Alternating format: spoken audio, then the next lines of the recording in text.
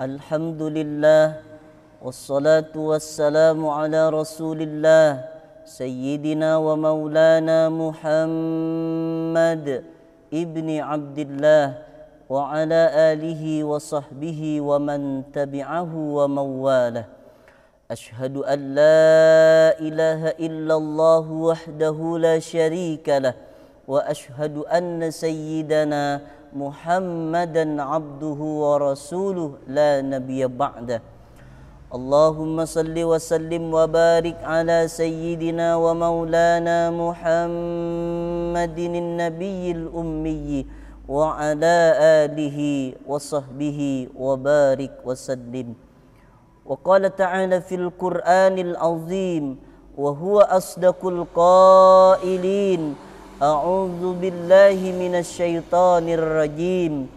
Ya ayyuhalladzina amanu taqullaha haqqa tuqatih wa la tamutunna illa wa antum muslimun. Wa qala ta'ala fi ayatil ukhra, ya ayyuhalladzina amanu taqullaha wa qulu qawlan sadida yuslih lakum a'malakum wa yaghfir lakum dhunubakum wa man yuti'illaha wa rasulahu faqad faza fawzan 'azima. Ibadallah, usikum wa nafsi bi taqwallah wa ta'atihi faqad fazal muttaqun. Hadirin jamaah salat Jumat yang dimuliakan oleh Allah Subhanahu wa taala. Kembali kita bersyukur kepada Allah Subhanahu wa taala. Allah memberikan kita waktu kesempatan untuk banyak-banyak mengingat Allah, beribadah, meningkatkan takwa di hadapan Allah. Wa tazawwadu fa inna khairaz zadit taqwa. Berbekallah karena sesungguhnya bekal yang paling baik adalah bekal takwa.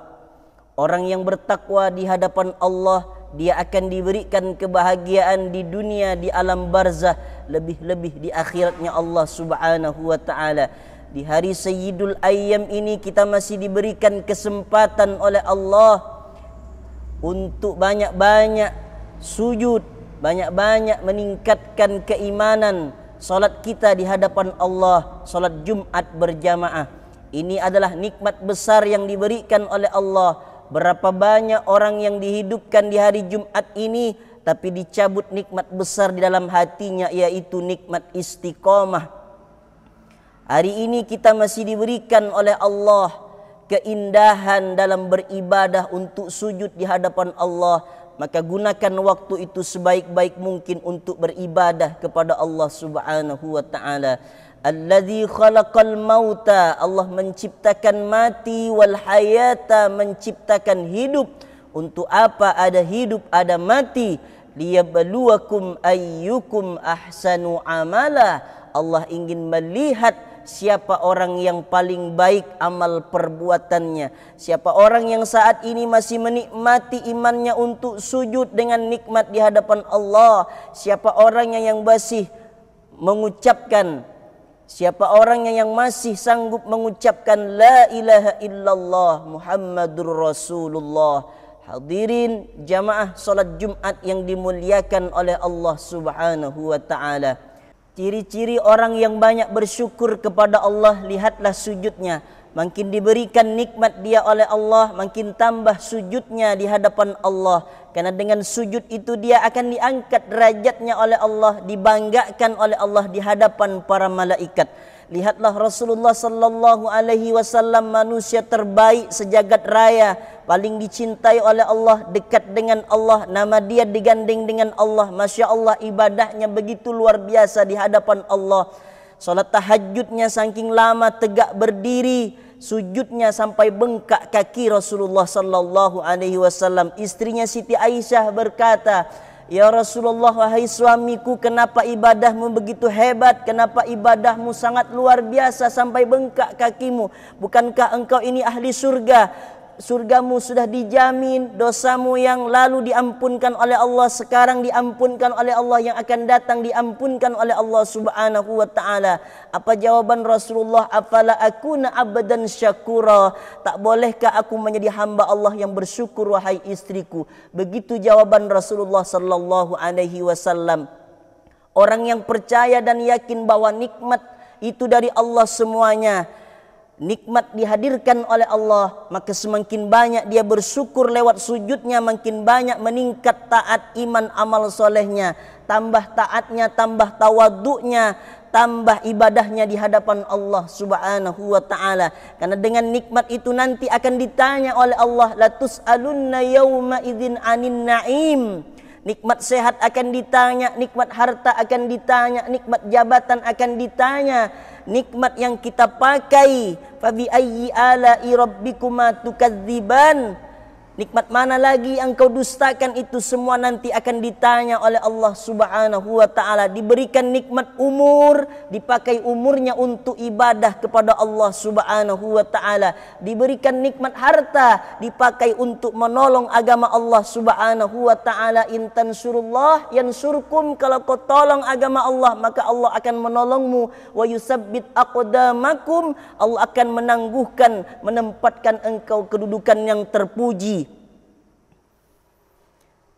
Orang kalau sudah sadar bahwa nikmat itu hadir diberikan oleh Allah Subhanahu wa taala, maka dia bawa itu semua untuk jalan taat kepada Allah. Punya mobil, dibawa jalan taat, dibawa ke masjid, diberikan pertolongan kepada orang lain yang ingin membutuhkan pertolongan.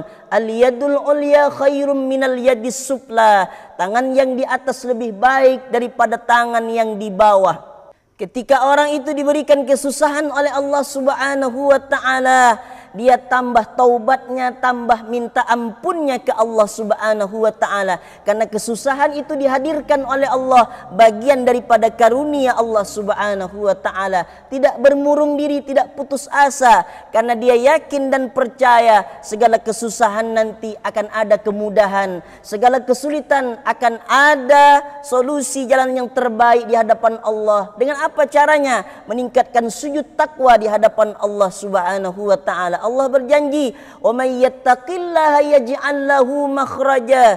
Orang yang meningkatkan takwa, meningkatkan iman, meningkatkan salat ibadahnya di hadapan Allah, diberikan jalan keluar, solusi kesempitan dalam hidupnya. Wa yarzuquhu min haitsu la yahtasib, diberikan rezeki yang tidak disangka-sangka dari Allah Subhanahu wa taala.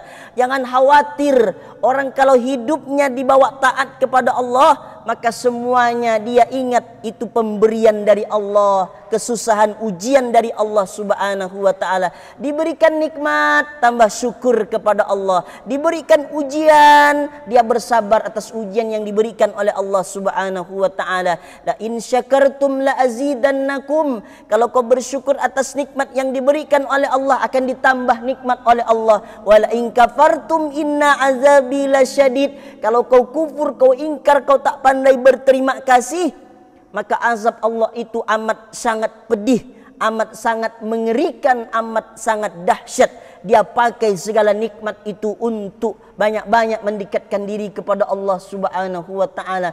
Makin dihadirkan nikmat oleh Allah, makin tambah taat dia kepada Allah, makin tambah soleh dia di hadapan Allah Subhanahu wa taala. Karena dengan nikmat yang diberikan oleh Allah itu semuanya nanti akan ditanya oleh Allah Subhanahu wa taala. Diberikan nikmat sehat, bisa beraktivitas nyaman, kerja di pekerjaan yang ber-AC, bekerja di suatu pekerjaan yang nyaman, membuat dia suka dan bahagia, makin tambah solatnya di hadapan Allah, makin tambah rajin dia beribadah kepada Allah. Tapi beda dengan orang yang diberikan nikmat, dia lalai kepada Allah Subhanahu wa taala, bukan tambah dekat, makin tambah jauh kepada Allah. Itu adalah nikmat yang tidak disyukuri di hadapan Allah Subhanahu wa taala. Bersyukurlah wahai jamaah, ketika diberikan nikmat oleh Allah, itu semuanya adalah pemberian dari Allah Subhanahu wa taala. La haula wala quwwata illa billah. Tidak ada kekuatan daya upaya, semuanya itu adalah pemberian dari Allah, pengetahuan dari Allah. kebahagiaan dari Allah, kenikmatan dari Allah, nikmat dalam keluarga dihadirkan oleh Allah. Semuanya yang dipakai aktivitas yang diberikan oleh Allah di dunia ini, itu semuanya adalah pemberian dari Allah. Akan ditanya nanti di hadapan Allah Subhanahu wa taala. Berbahagialah, beruntunglah orang yang diberikan nikmat, tambah syukurnya, tambah taatnya, tambah tawaduknya di hadapan Allah, tambah hati-hati di hadapan Allah dengan nikmat yang sudah dihadirkan oleh Allah Subhanahu wa taala. Barakallahu li wa lakum fil Qur'anil azim wa nafa'ani wa iyyakum bima fihi minal ayati wadh-dhikril hakim wa taqabbala minni wa minkum tilawatahu innahu huwal ghafurur rahim.